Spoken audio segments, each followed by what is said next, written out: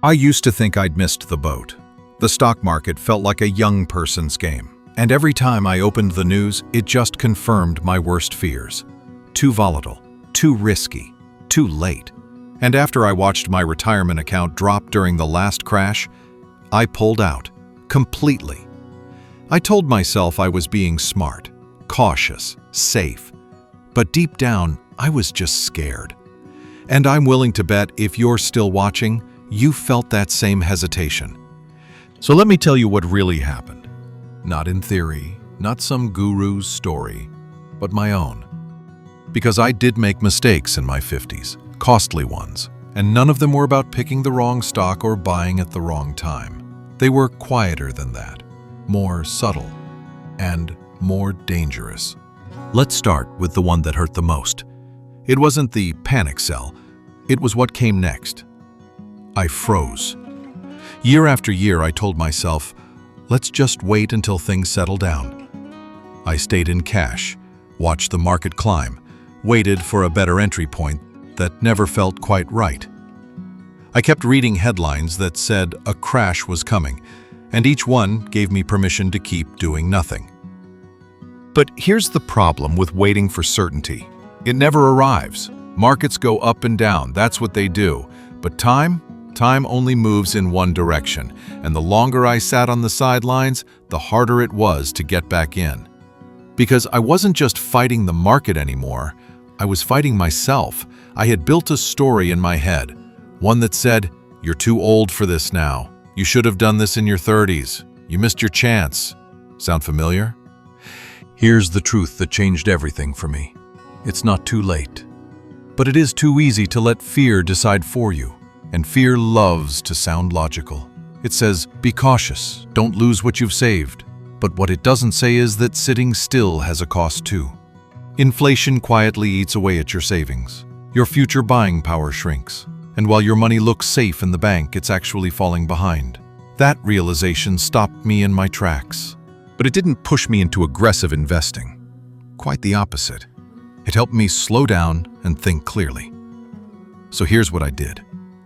I stopped trying to predict the market, stopped chasing returns, and started asking a much better question.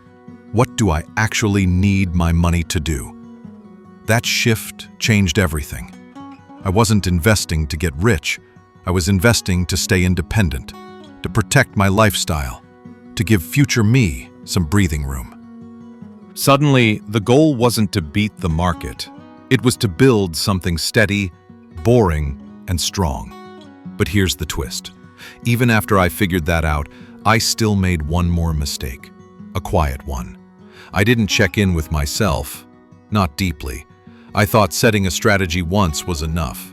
I thought, I've got my plan, now just let it ride. But life changes. Fast. Health changes, priorities shift, family dynamics evolve. And my investments? They were still marching forward like nothing had changed. That's when I learned the importance of one simple habit. A yearly check-in, not with a flashy financial advisor, just with me. Once a year, I'd set aside time. No phone, no distractions, and ask 3 questions. First, has anything major changed in my life? Second, do I still feel emotionally at peace with my investment plan? And third, what would I regret not adjusting today? That last one stings a little because it forces honesty. But that single check-in, once a year, has saved me from some bad decisions and guided me to some great ones. Here's why it works. It creates space to think, not react. It helps you zoom out and reconnect with the why behind your money.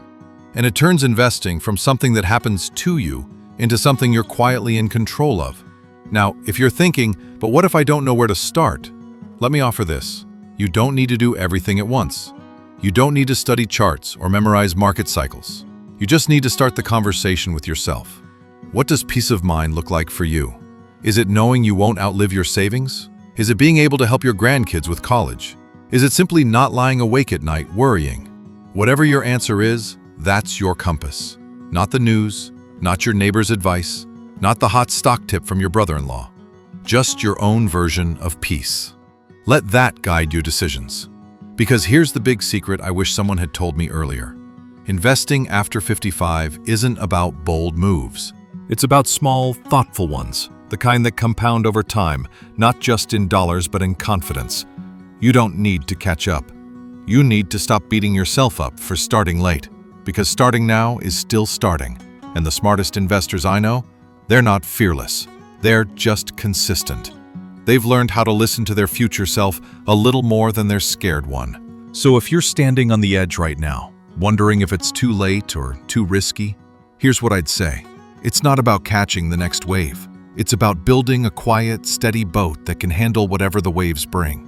One that's designed for your life, not anyone else's. And that begins with a question, not a strategy. What would give you peace of mind right now? Start there. You can always adjust the plan. You can't get back lost time. And here's the part no one talks about. The biggest wins aren't in the numbers. They're in the mornings you wake up and don't feel afraid. The decisions you make without second guessing. The quiet confidence of knowing you're no longer stuck in doubt. That's the real return. Not percentages on a chart, but freedom. You didn't miss your shot. You just hadn't started your chapter yet. And if that version begins today, with one quiet check-in and one small shift, then you're already ahead of most. Because the real mistake wasn't the crash. It wasn't the panic sell. It was thinking I couldn't trust myself again. But now I do. And you can too.